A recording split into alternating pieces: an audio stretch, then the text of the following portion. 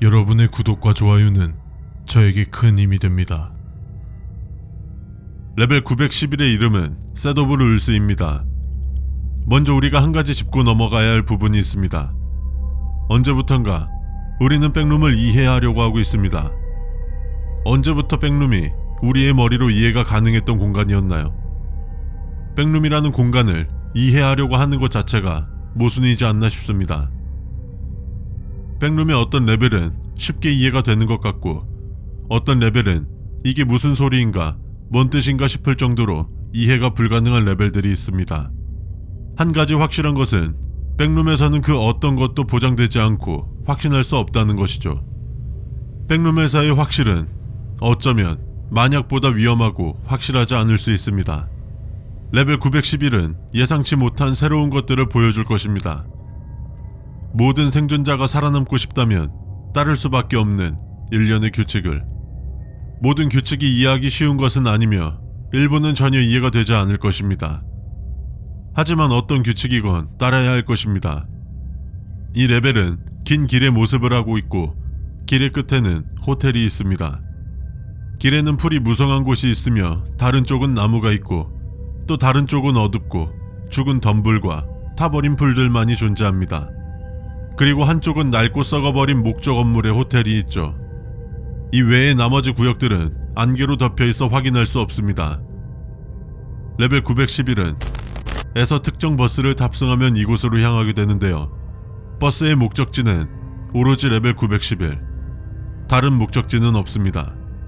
그리고 충분한 희생자가 채워질 때까지 의 거리를 배회하며 사람을 태우죠. 이상한 것은 운전자는 존재하지 않지만 버스는 움직입니다.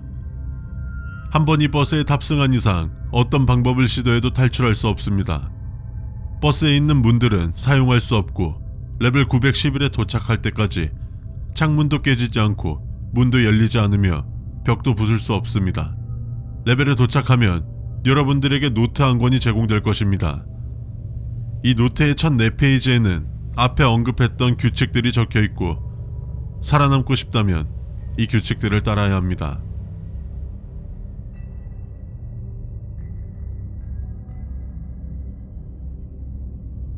거리는 여러분을 둘러싼 모든 사람들만큼이나 외롭습니다.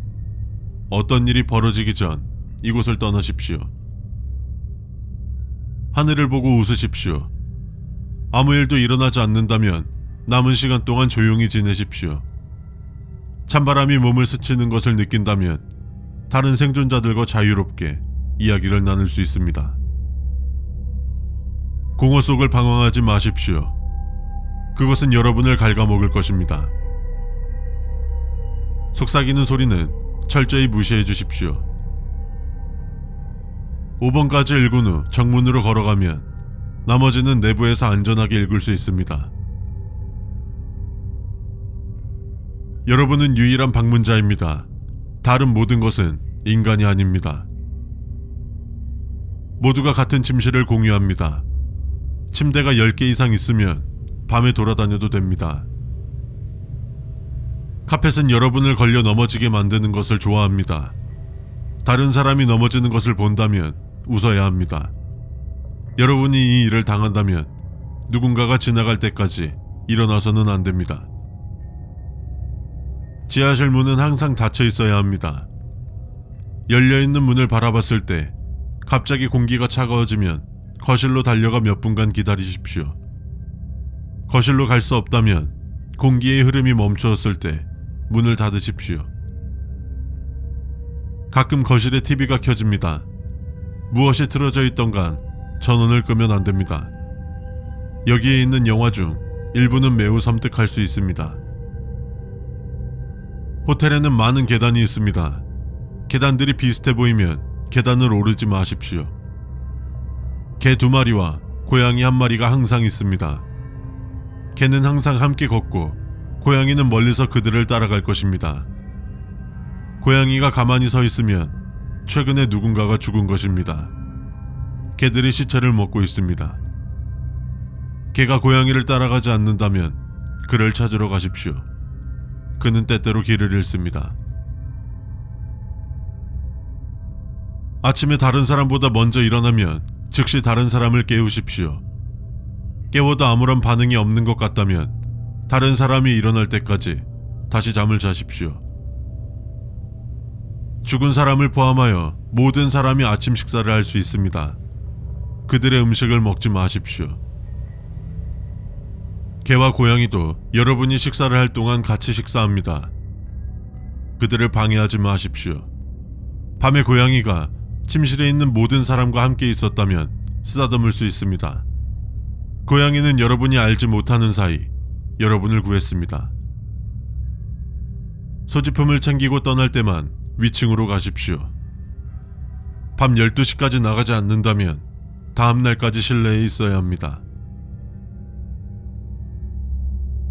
모든 사람은 침실 안에 있는 옷장에 소지품을 넣어야 합니다. 거기에 넣지 않는 것은 모두 사라집니다. 취침 시간은 오후 9시에서 오전 12시 사이입니다. 자정까지 침실이 있지 않으면 문이 열리지 않습니다. 배가 고플 경우 오후 7시부터 11시까지 주방에 있는 음식을 드십시오. 다른 시간에는 절대로 부엌에 들어가면 안 됩니다. 이 시간 동안 개를 침실에 두면 안 됩니다. 대신 고양이를 안으로 들여보내는 것이 좋습니다. 고양이는 때때로 행운의 부적이라고 생각하면 됩니다. 이 시간에만 욕실을 사용할 수 있습니다. 사람이 있으면 나머지 화장실을 사용할 수 있습니다. 화장실이 비어 있으면 들어간 후 문을 닫으십시오. 샤워를 하다가 다른 사람이 들어오는 것을 발견하면 무시하십시오. 인간이든 아니든 떠날 때만 나옵니다. 비명은 여러분의 친구입니다. 비명이 그치면 다시 비명 소리가 들릴 때까지 여러분이 비명을 질러야 합니다. 잠에서 깼는데 누군가가 없다면 침대의 온기를 확인해 주세요.